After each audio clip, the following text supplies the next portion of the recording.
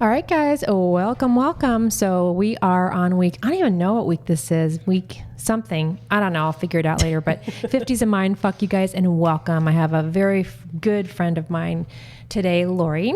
And hello, everybody. We are mid-COVID, so whenever this does go online, just to give you guys a little reference, but I wanted to have Lori on today because of a lot of reasons, but dinging. Sorry, I'm turning my phone off. We just talked about that. Lori I met Lori in high school, college, different school, just kind of different group of friends. And over the years, we sort of hung out in a very fun manner. Yes. And I would say, Lori, are you 51? I am still 51 for 8 more days. Oh, that's right. We are fellow Leos. Woo. Okay. Can you believe we're so fucking old? No. 54. Wow. How dumb is that? No, next 28th. Okay. Yeah. Okay. Anyway. So we were sitting around, I guess I'll call it a campfire in March when it was 100 degrees out, but we were sitting around a friend's fire and we started talking, and Lori's been through some interesting twists and turns in her lives, and I wanted her lives, like you're a cat, your life. It kind of feels like that sometimes. Yeah, I would say probably a good analogy, but I wanted to have you share whatever it is you feel comfortable with, I guess on the nuances of being 50, good, bad, ugly, hairy, smelly, and delicious. Wow. It has been a wild ride. I was thinking about when I was going to come see you and what is different at 50 than I thought it would be. I mean, just like everybody else, when you're younger, you think 50's so old. Mm-hmm. And now that I'm here, I'm like, 50's so old. Yeah, in a different way. In a different way. When you hear the number, you're like, who's that? Wow. What? Who? Gross. No, I'm still like in my late 30s. Mm-hmm. Like I don't know, if I could take my knowledge from 50 and go back to 30, that would be awesome. Like that's the body of my 30 and my... Which you guys, she has a rockin' body, but I always did. You're very kind. But don't you think that's like a totally, that's the mindfuck part of it is like, God, why does it take me until I'm 50 to go, that's what that meant? Yes. Or, oh, I get it now. What is the bullshit part of that? I think there's a couple things to it. On like the dating front, I feel like when I was just in 40 and younger, still trying to push my own agenda, i.e. control everything, and that doesn't work really well. And frankly, guys don't really respond to that very well. They like to chase, and I had people, I still remember my mother even telling me that when I was in junior high. Right. Guys like to feel the chase. Guys like to come after you. You don't call them. And I was like, what do you know, Mom? Yeah, you're so dumb. Gosh, Mom. Yeah. And now I look back and go, okay, you're right. And now I like have call it willpower and self-control to not, even though I want to. And I was talking to somebody about that the other day about a dating site, and this guy I've been kind of perpetually texting with, and he just will not make the next move to do something. And granted, it's COVID, and I totally get that, but you can still do stuff during COVID. You know? Oh yeah. I've been on a couple of COVID dates. One, walked around Tempe Town Lake. Another, watched planes take off in a parking garage. Yeah, I think that's that was cool. before anything opened up. Yeah. But no, I mean, you can still have if you want coffee to. or lunch or whatever if you really wanted to. So anyway, I was kind of commiserating about, God, this guy's like my pen pal. What the heck? And my friend's like, well, why don't you just say, hey, let's cut the bullshit and go out. I'm like, because I don't want to have to do that. I have a friend of mine that said, I want to be on the bottom. And you guys, Lori's got a pretty powerful, she's always had a pretty powerful job and career. And I don't know if that translates to you, but I want to finally be on the bottom. I don't want to be in charge anymore. That I literally just said that to somebody a week ago. in that, and it again took me till my 50s to realize this. I didn't always like not want to have kids. I wanted to have kids. I didn't end up having kids. It just didn't work out in my life. I wanted to be married, but it took me a really long time to get married. So in the meantime, I went out and worked on me and my career and all of those other pieces. So what that ended up happening or doing to my life is, I'm really proud of the accomplishments and stuff, but I missed out on some stuff that a lot of my friends like yourself, have had and have. And it made me kind of more maybe intimidating to guys. Sure. On the dating front, it's not that simple. And I thought, wow, this should be attractive to guys. I'm the package, man. Here's this person that I don't need you to take care of me. I'm not, looking for your money, or I'm not looking, I just, want to be in a partnership and a relationship with somebody. But apparently, I kind of, last week somebody and I were talking about this. Now, this is part of menopause too. Can't remember words. Yeah, yeah.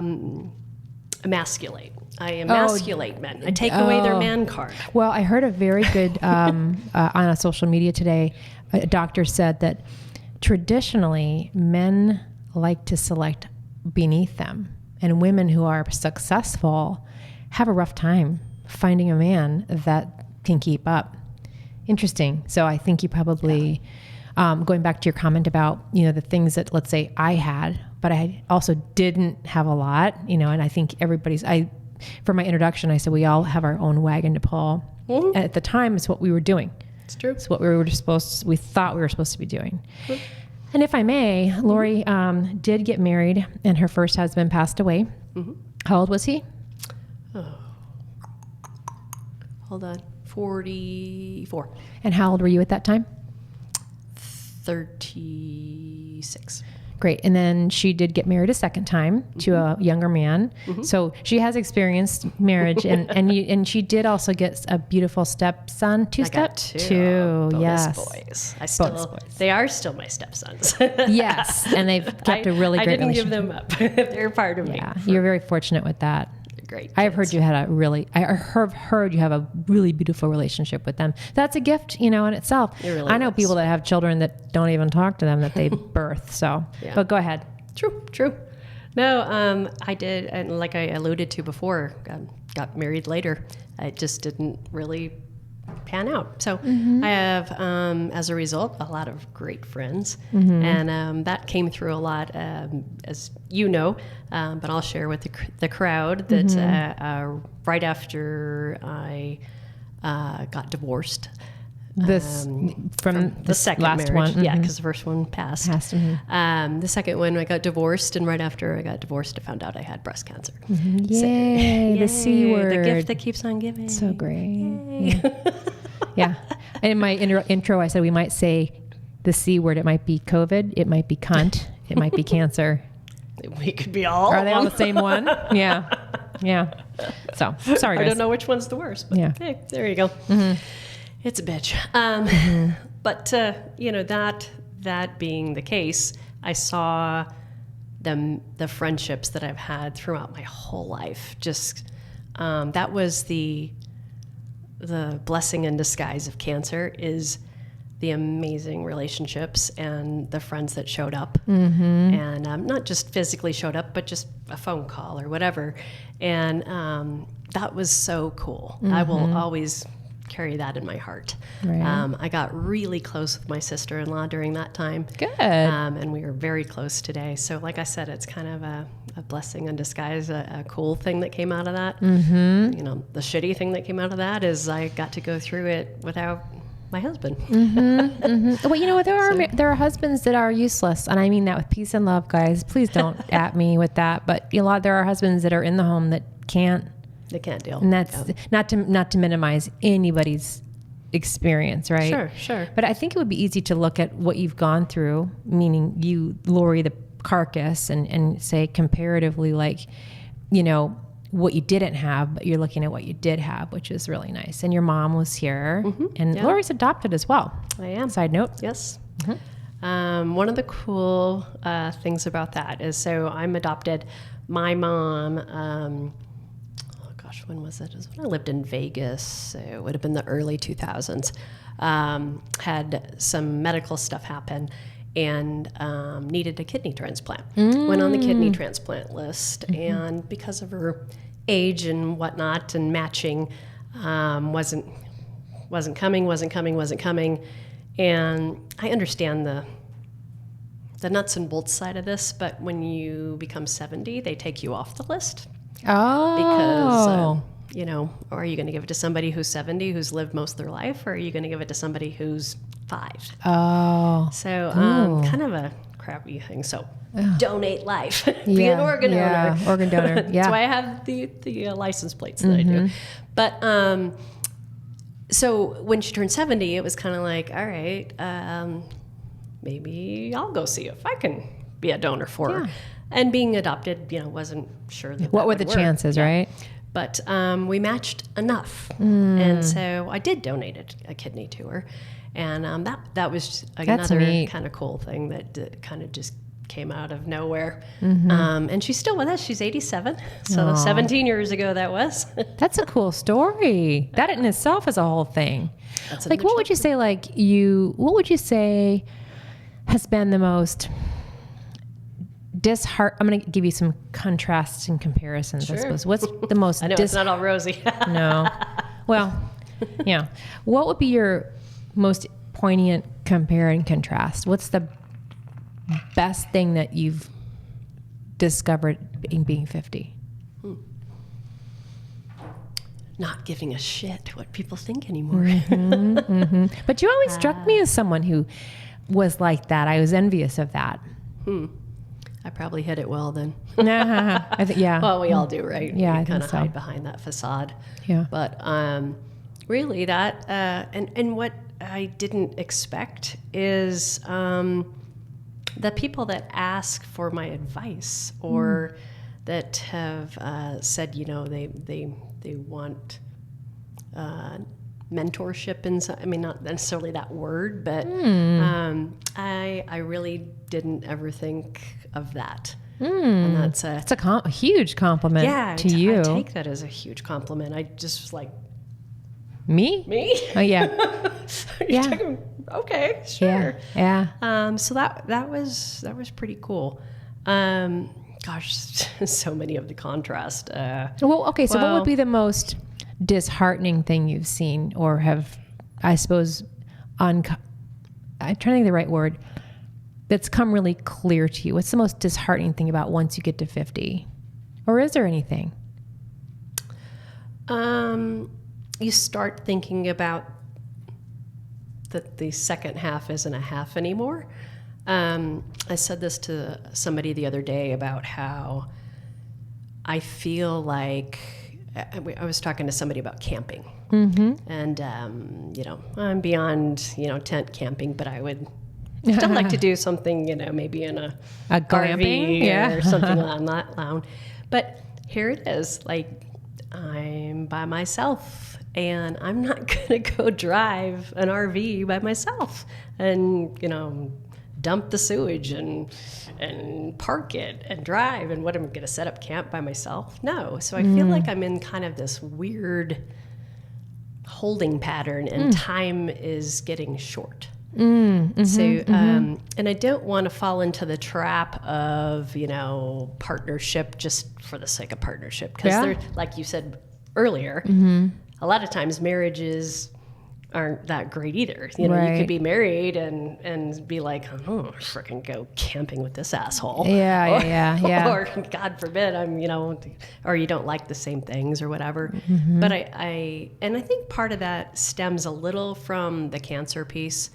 I feel like when I got divorced, my ex got to move on quickly, and I got stuck in this holding pattern.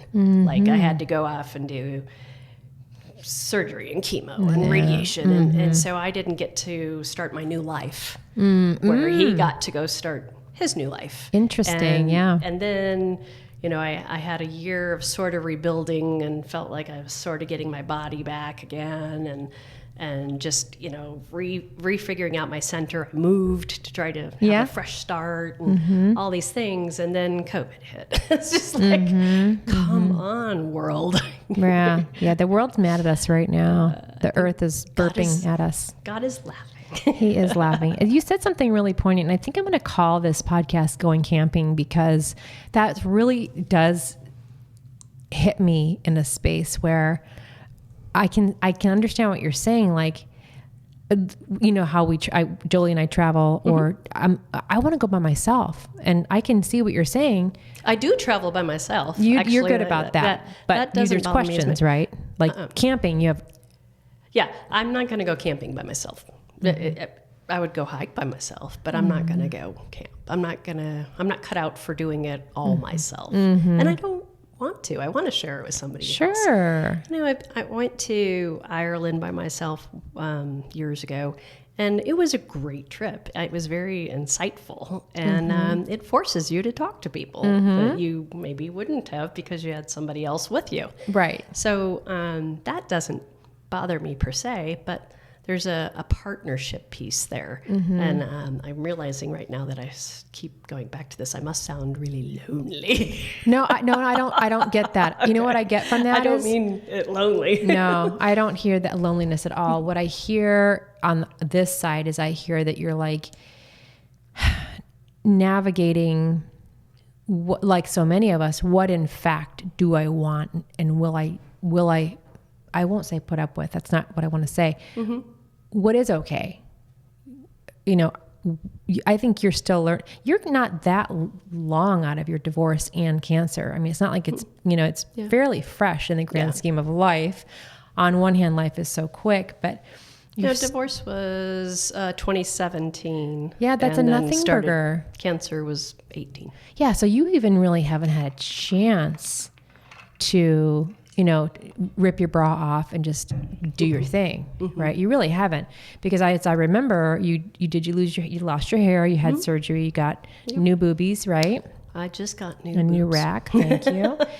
My friend Lori rebuild. I call it the $6 million boob we rebuilt. Oh, is it bionic? Are they bionic? It feels like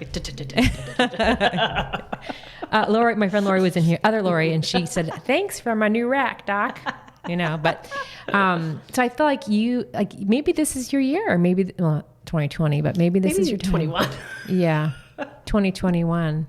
I don't know that 2020 is anybody's year. I know.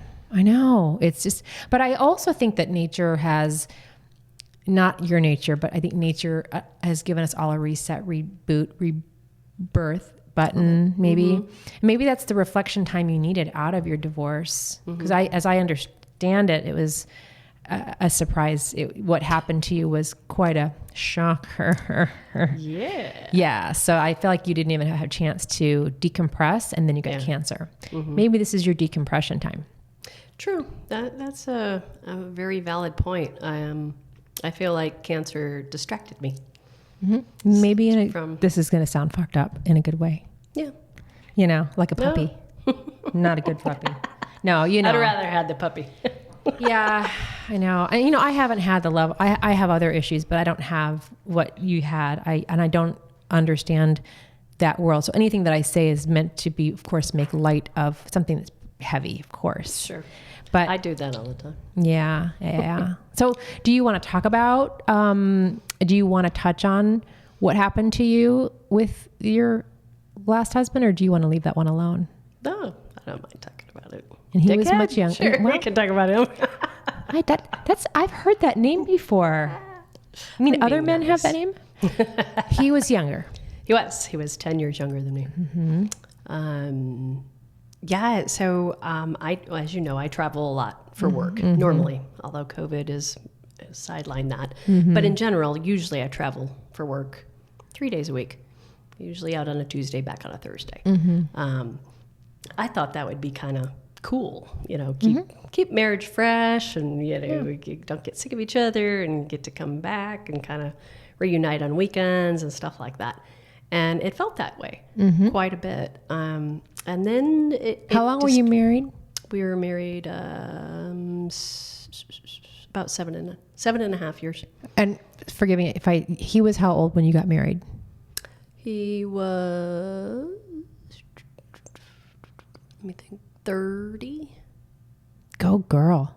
30 and I was 40. Excellent. Okay, go. Yeah. So just to give you guys a I'm later. bad with dates. That's all right. That's all right. Anyway, 10 Yeah. year spread. And it was his second marriage, obviously, with the two stepsons. But no, things started just changing. He always had he always made me feel like I kept him from moving back where he was from. So he was from Nashville. And he moved to Arizona to be with me. Okay. And got a job out here and changed jobs a few years into it, made some introductions, helped him with that. And things seemed pretty normal. But that kind of depression and a little bit of the blame kept Creeping in. Yeah, here and there. On his side. Yeah. Yeah, okay. And it just made me feel guilty. And I was like, I'm not, I've worked really hard to get where I am, and I'm not moving to Tennessee. No. Sorry. Thank you. It's not me. It's not my thing. I hate humidity. I'm allergic to humidity. Yeah. So, it wasn't an option. And I felt like I got, blamed for a strained relationship with his sons and multiple His other own things. strain, though. Yeah. So everything was your fault. Yeah. Yeah. He didn't come out and say it, but it was implied. And so he would go into kind of these depressive moods. Having been in the military, I think there was a little bit of some PTSD in there too. All right. And then we always had fun together. We'd party together, but not go crazy. Right. And then Good sex. I've heard. Yeah. Along the way. We did. That We wasn't had a good sex. question. Yeah. Uh-huh. Yep. But then somewhere along the line, his drinking started becoming a problem. It expanded into further areas of our life and more often, and that rum and Coke became a rum and water, and then it became rum with a splash of water. And, well, it probably wasn't rum by then; it was bourbon. But then it was bourbon on the rocks. Then it was bourbon on the rocks times 3. Then it was bourbon on the rocks times 3 every day of the week. And so it all this kind of started spiraling. And of course, I didn't like the person he was when he was doing all this, because anything he was mad about or upset with or blamed me for spewed out of him when he was hammered. Neat. So Yeah. I felt really great about that. And then, of course, there's whiskey dick that goes along with that. So that was a problem. Good times. So then I didn't want to have sex with him because... Just the whole thing was unpleasant. Yeah. So then he would give me shit about not wanting to have sex with him, and I would... It was your fault. Yeah. Of course. Yeah. Once again. Yeah. And so all this just snowballed and snowballed. And then he stopped trying to have sex with me. And I'm like, that's the number one signs of somebody having an affair is they don't want to have sex with you anymore. And you have to understand, when we were first married and for most of our marriage, he was like over the top. Like, I'm like, dude, can we just like agree to how many days a week we're going to do this? Because you're freaking killing me. Like, I can't, like, I don't want to have sex that much. Okay? Yeah. Huh. Well, and then I start hitting the menopause stuff, and that just blew things out of the water too. Also your fault. Go ahead. Yes, of course. Yeah. Narcissist. But anyway, so that was like, oh, red flag. And then, so I said something to him about it once. I'm like, yeah, you used to chase me around the room like all the time, and now you don't even try. And so, of course, that night he tried. Like, oh, great. Like this. Now that I said this, right? Yeah. And then there were other little signs. I just felt like there was something going on. And My dad always said, women always know. Always. Whatever two they things may I not say it. a couple of, well, this sounds so dumb, but it just rung true for me. I have housekeepers that come to my house every 2 weeks and clean. And they're super cute. They fold the toilet paper in that little triangle like you do at the hotels, right? So I come home from one of my trips, and my housekeepers come on Tuesday. I come home Thursday night and use my half bath by my laundry room, and it's still folded. And I'm like, that's interesting. Okay. So a little bit later, I'm doing whatever. I'm in the master, and I go to the bathroom. It's still folded. Now I'm really like... Bathroom number 2, unused. I'm curious. I happen to have 4 bathrooms in this house, so I went and looked at the other 2. Everything's still folded from Tuesday. So he didn't poop for several days? So I asked him, called him out on it, and he's like, I take a shit at work every day at 9 o'clock. Great. Yeah. Okay. Now, here's the thing. Now that I'm on the other side of this, the problem with being suspicious of an affair is when they don't own up to it, you don't know what to do. Do I keep going down this road? What if I'm wrong? Yeah. Now I'm blowing this up and blowing up my marriage for I'm probably right. I think I'm right, but I don't have proof. May not be right. I'm not sure. And it's the other side of that is, what if it is true? Now what are you going to do? Are you leaving? Are you staying? Are you working on it? So when you do have proof, then you have to deal with it. Right. Sometimes it's better not to know the truth. Yeah. But on the flip side, it was driving crazy. So you had to know. Things started just being coincidental, but I didn't have hardcore proof. Had another situation where I went out of town with my mom to San Diego, and Harold stayed behind and watched our dogs. And my mom's dog and my dog feed off each other, bark pretty incessantly. So I'm in San Diego. I get up on Sunday morning, and my phone has like 3 or 4 missed calls and a couple of messages from my neighbors. And it's my neighbor at 4 o'clock in the morning saying, your dogs are barking, and I'm like, okay. Yeah. And then another one with him like holding the phone out to record the dogs barking. Oh my. And so, it's 4 hours later now that I'm finally awake, and I call him. I'm like, I'm so sorry, Lewis. I'm in San Diego. I'm not there, but I'm like, Harold's home. Why didn't you just call him? And I can't remember his exact wording, but it was something like, Harold didn't sleep at home last night. Yeah. And I'm like, what? Harold didn't sleep at home last night. Oh, okay. So now I get to spend the next 24, 36 hours with my mother, pretending like I'm not upset about anything. Meanwhile, my brain is just, yeah. Get back, confront him. And he's like, I was here. Lewis doesn't know what he's talking about. I took my friend, because he's going dove hunting. Took my friend to breakfast to thank him for whatever before we went, again, back to no admission. What do you do? Now you're questioning yourself. Yes. Yeah. Am I imagining things that aren't there? Am I trying to make it true? Don't have proof. So I ride it out a little longer. Then the big day comes. Okay. We're supposed to go to a Cardinals game together. It's in December. And I had gotten up early that morning to go do the hot chocolate 5K run. Came back, and I'm like, you know what? I'm super tired. I really don't feel like going. Why don't you take John? It's a friend of ours, friend of mine's husband. Why don't you guys just go? I'll drop you off, have fun, drink some, Uber home, have fun. Okay. So drive them. Everything's fine. I'm at home. I'm happy. I'm fine. And it's about 9 o'clock at night, and I know the game's way over, but they're probably partying and having fun. So I sent him a text message, and I said, hey, I'm going to go to bed. I'm going to go to sleep because I'm going to get up early and do my boot camp workout. If you don't want me to wake you up in the morning, because he was off the next day, sleep in the other room. Okay. Go to bed, get up the next morning to go to my boot camp, and he's not there. All right. That's ballsy. Yeah. All right. So another vagina will do that to you. Yeah.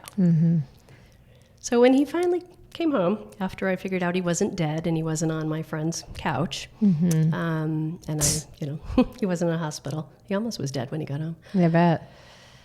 He just fessed up Okay. that he spent the night at this gal's house, and I knew who she was. And You did know who she was. Did you have any clue prior to that? I did.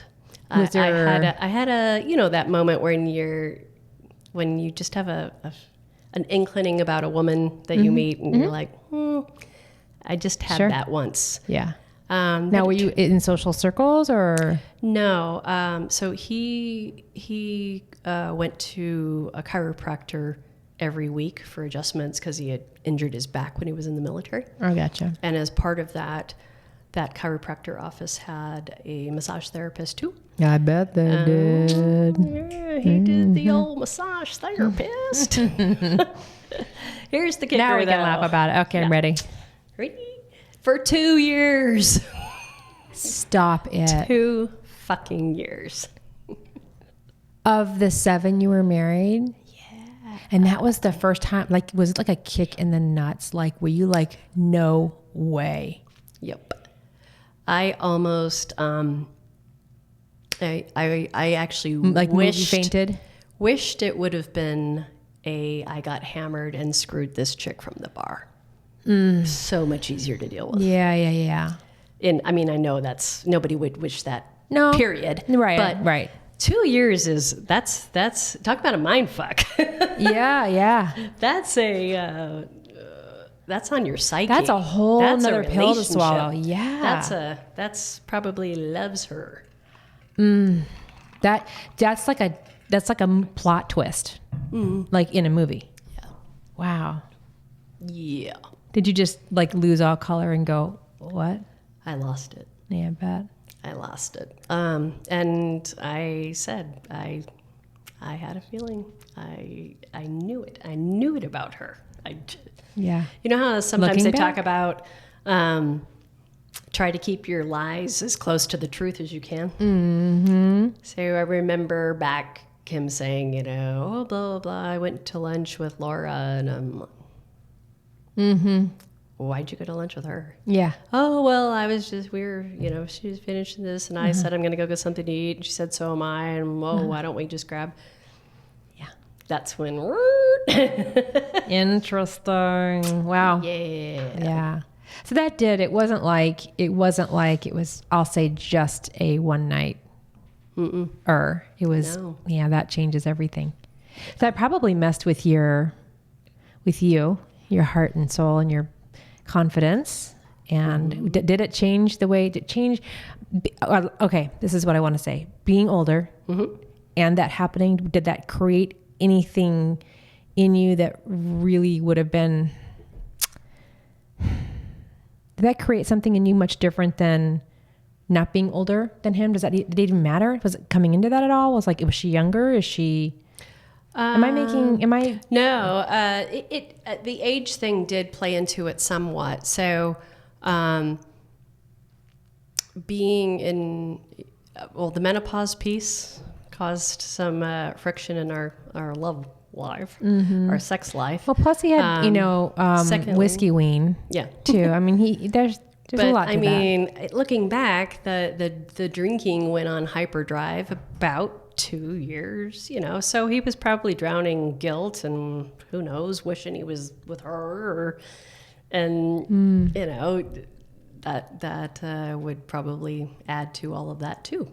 And then, I'm thinking job-wise that I made it super easy for him to cheat, like going out of town every week. If one wants to, one can do it no matter what. Yeah. I'd like to jump ahead because I feel like I need to.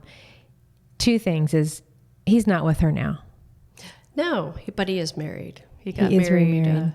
He didn't end up with her, but he got married 5 months after we got divorced. Holy shit. And then he's not in Tennessee. Nope. Interesting. Apparently that wasn't as important as he said it was. Fascinating. He had the opportunity to go back and he didn't. Right. Anyway. Interesting. Well, thank you for sharing that. I mean, listen, are there a gajillion stories like that? Yes, for sure. Of course. You know, like what would you say, can you look back and do you blame yourself, or are you like, he was just a cocksucker? I don't blame myself. I don't think I will ever date anybody that much younger than me again, though. So you think that was a factor? Yeah. Yeah. Yeah, I feel, and a lot of other things that have come to light since then, on like the financial front and stuff. I feel very taken advantage of. Oh, really? Yeah. Gotcha. But then, like, going on the dating sites now, do you go on there and go, oh, I don't know, man. They suck. Yeah. They really do. I don't. Are you on them? I'm on Facebook dating. That's okay. it. Yeah. The only one. I feel like a lot from what I hear, people, if you're on one, you're on other ones. Like, yeah, I often. hear that from other. I don't know. I guess I wanted to put my toe in the pond. You first. should. Actually, Julie is the one who got me on it. Good. At Christmas time. Yeah. I didn't even realize I did it. I'm serious. I know that sounds so cliche, but we were out somewhere at a bar, and she's like, "Oh yeah, Facebook finally came out with dating. Here's how you do." And then I didn't think anything of it, and like the next day, I get up and I'm looking at my phone, and there's all these, number of whatever on Facebook, and oh my God, I created a profile last night. Holy crap! How many drinks were we in by then? That's funny. And none have been good, or haven't even been good? Nah, not really. Yeah. I mean, I feel good that I'm trying. Mm-hmm. But the other 50 is a mindfuck thing is guys that are 50 want 35-year-olds. Yeah, I've heard that. The 60s, if they want a 50, that may work right this minute. But what happened? I mean, 70 to 60 is a lot different than 60 to 50. It is. And I still have a lot of living to do. I want Are you saying they're slowed down, a little more curmudgeon, a little older? Yeah. And not that I'm not a jerk. I'm not an asshole. I don't mind taking care of somebody if they're sick. Sure. But I don't want to be pushing the wheelchair when I'm supposed to be camping. Yes, camping in my camper. In my RV. If you guys know of a camper club, let us know and we'll send it over. Let them. That's actually a good business idea. What? Camping for women. Like, have somebody like navigate that. Anyway, that's a side note. Whole other show. Squirrel. I don't know. I think that's a very interesting pendulum, because the men that you're attracted to probably are younger physically, and then the ones that are more practical are, like you said, closer to, between 50 and 60. Mm-hmm. And I think I always say that the second woman gets the better husband. I'm not saying that overall, but I think men, and this is a huge umbrella statement, is that men by about 60 succumb. I think there's a genre of men that stop living, women too. And I think there's a genre of men that give in and quit being so fucking angry, quit being so argumentative, be a little more agreeable, a little more enjoyable. I think they go, oh, okay. And quit chasing the 35-year-old? And quit chasing 35, unless, 25. Yeah. I have heard that from many, many women. But what you've got going for you is that you really are a catch. And that is, but I still think your process it's in its infancy still. I really, really do. Just talking through it, big compared to what curveballs you were thrown. I don't know if I mentioned it to you or when I was recording earlier about, I feel like I'm waiting to catch the football. And whether that be for me, like going to my skin cancer, I'm waiting for that. Anytime I go, I'm healthy. I'm totally healthy. Right. But if I go get a checkup, or I'm like, this is now where you're like, okay, it could be something serious. Right. And I think that's kind of the same thing with where we're at. All the things that we're facing are much more large in their scope of seriousness and weight, different than when we were younger. Sure. And you have to ask not you, Lori, but somebody says to themselves, do I stay alone? Mm-hmm. And that's okay. Mm-hmm. But then there's a point where you don't want to be alone. Yeah. And, but again, I think you're being born right now. That's what I see in you. I really, really do. from wherever you were 50 years ago, but looking again 50 years ahead, you're like, oh my God, I only have 49 years left, right? Because I'm going to live to be 101. Easily possible. There are more centenarians and super centenarians than ever in history. And by the year 2085, there's going, wait, is that right? Forgive me guys, I have to remember the numbers. 2025, I think there's going to be 85 million centenarians in the United States, more than ever. Wow. People living over the age of 100, and a super centenarians over 105. So we're living longer. Why not? Divorce rates are up in the late 70s in the 80 percentile. Wow. In the United States, because people are living longer. It's more acceptable. They're like, I'm not putting up with that person's bullshit anymore, because it's okay now. They can financially afford it, most likely. Statistically, right. I think like 60% of people have no mortgage in the United States. 60%. I think that's the number. But it's, you're in a good spot as far as like, have you seen a difference for work for you? Are you good with work? And are you where you want to be? I'm really in a good place with work. I love what I do, and I feel like I've been afforded the opportunities. And I'm no longer the only girl on the team now. We have two, but crazy that that's still in existence in this day and age. But I happen to be a heavily male-dominated field. And I think part of that, too, is also back to the travel. Even though roles have been reversed and blurred anymore, most women aren't going to turn around and leave their children for multiple nights every week. Yeah, just as a human being. There's a few Mr. Moms that might work, but it's not quite there. Yeah. So no, I think no two journeys are even remotely alike, and no two journeys are even remotely easier or less easy. I think everybody's, when you talked a little bit before about what you didn't get, I see a lot of what you did get, right? And probably conversely, maybe the same for me or any of our friends that go through what we're going through. Yeah. But is there anything else that you've thought about that you want to talk about before we sign off? I'm just going to check the time real quick. Oh, no, we're doing good. Okay. Yeah. Nothing else is coming to me. Let's see. We covered cancer. We covered divorce. We covered death. Yeah. Infidelity. Yeah. Younger dating, older dating. Yeah. This seems to be a common denominator when we talk.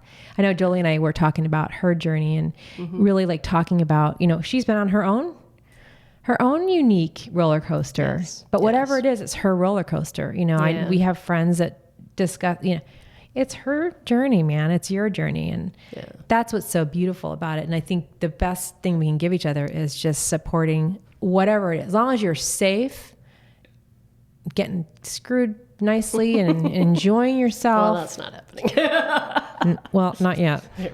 Hopefully soon. Infancy. Infancy, right. You were just born. Yeah. A few more months and then you'll be ready to roll. But I feel like, I did a post that I'm big into social media, as you know, and I did a post that said, and this is for me, I'm speaking to myself. Don't worry about what anybody else is doing. Stay in your own lane. That's not meant to say like, mind your own business. It's more like just worry about your own road. Yeah. Because what is good for me may not be good for you, and vice versa. That's true. Right. But I think that's also comes being 50 going, you know what? If she wants to cheat, I don't give a fuck. Because when I was younger, or I don't know how you'd feel about that. I have a friend of mine that was adamant about men that cheated. Now she's like, it's that person's journey, whatever goes for them. I will comment on that briefly in that when I was younger, I was more carefree, and I dated some married men here and there. And I will never do that again. But again, now that I've been on the other side, I know how it blew up my world, and I feel like A, the universe paid me back, and B, I don't ever want to do that to anybody. Interesting. That makes me want to cry. Because I want to say, you guys, I'm a crier, that I can see why you think that, I think it's so comfortable for us as humans to try to blame something on something. This is happening because of this. But I can see why you think that. But I'm going to just invite you to throw those thoughts right out of your head. You know, we all make stupid ass mistakes. That's why we are who we are today. Yes. All right, guys, we're going to wrap it up for today. But I've got to think about, my title might be either I want to go camping, or now it might be karma. I don't know. We'll see. All right. Thank you for coming on. Thank you for having me. All right. 50s of Mindfuck, you guys. Look at us up on YouTube. And if you have any messages that you want to send over, please do. And I'll talk to you in August with our next guest. Thank you.